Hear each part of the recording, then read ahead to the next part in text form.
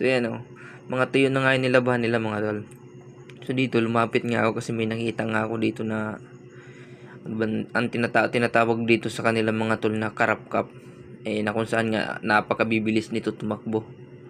Ako napapansin nyo, sabi ko nga bibilhin ko na lang ng matikman natin kasi sabi nga daw nila masarap daw to.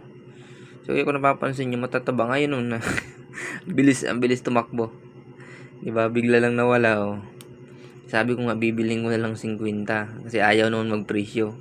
So nga sabi ko bibilhin ko na lang 100 para makauwi na sila kasi pauwi na nga din naman sila kasi nga tuyo na daw yung mga tol, mga nilaban nila. Yan kung napapansin nyo.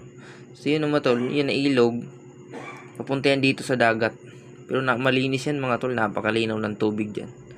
So yun, inabutan na nga nung kasama ko ng pagkain kasi hindi pa daw mga nananghalian kasi ganina pa sila rito mga tol,